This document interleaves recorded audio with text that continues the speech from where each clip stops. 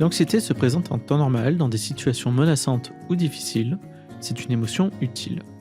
Cependant, chez les personnes malades de Parkinson, environ 40% d'entre elles souffrent d'anxiété chronique sans de réelle cause objective. L'anxiété se présente de manière variée selon les personnes. La personne peut souffrir d'anxiété généralisée, d'attaques de panique, de troubles de panique, de phobie ou encore des épisodes d'évitement social, développant aussi des troubles obsessionnels compulsifs. L'anxiété a des effets physiques sur le corps. Impression de ne plus pouvoir respirer, nausées, accélération du rythme cardiaque, sueur, etc. L'annonce du diagnostic et le caractère imprévisible de la maladie sont des facteurs de l'anxiété. La maladie provoque des changements dans le cerveau touchant la régulation de l'humeur et des émotions. Cela peut être directement lié à une diminution de l'efficacité des médicaments. L'anxiété doit être prise en charge avant qu'elle ne s'installe durablement et affecte davantage le quotidien des personnes malades. Oui, je suis Jean-Luc Duflou, je suis président de France Parkinson et j'ai 63 ans.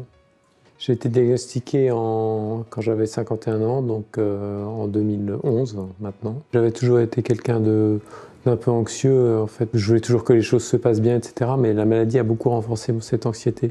L'anxiété, c'est la peur de ne pas être à la hauteur des actions qu'on aura à faire dans un futur proche, alors qu'en fait, on est tout à fait capable de les faire.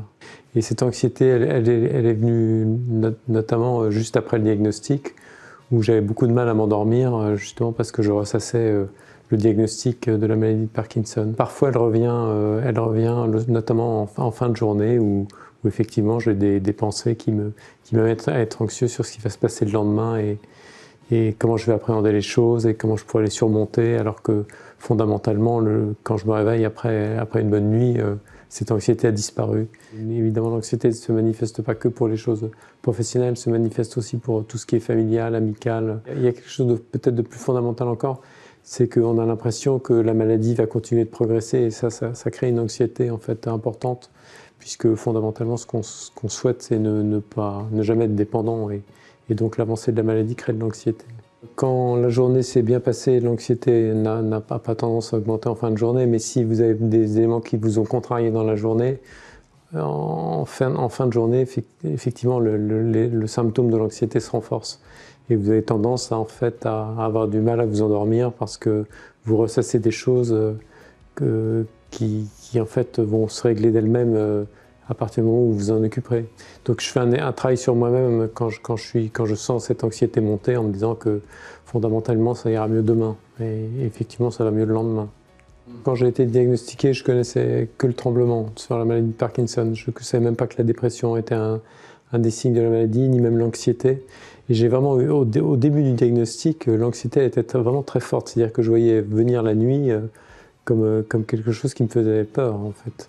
Et j'avais vraiment ce que j'attendais, c'est que le jour se lève, comme beaucoup de gens d'ailleurs. Je crois qu'il y a beaucoup de gens qui vont aux urgences vers 21h, 22h quand la nuit vient. J'essaie de tout faire pour qu'elle n'entrave pas mes activités au quotidien. Mais j'ai un effort à faire sur moi-même pour y arriver. Un effort de volonté en fait, pour me dire ok, ce que tu ressens, c'est ta maladie qui te joue des tours. Et donc je me dis, bon mais en fait, tu as déjà été confronté à des situations comme celle-là, donc tu vas les affronter, tu vas sortir et tu vas faire ce que tu as à faire. Et voilà, et ça passera. Donc c'est vraiment une question je dirais c'est vraiment un travail intellectuel de volonté sur les événements qui permet d'en sortir.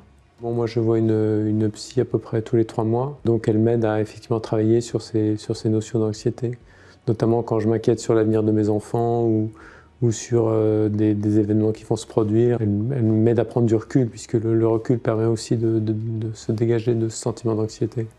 En règle générale, l'anxiété, j'arrive à la traiter par ma propre volonté, mais effectivement, si elle est trop forte, mon entourage familial et donc mon épouse et mes enfants, effectivement, jouent un rôle essentiel pour l'évacuer.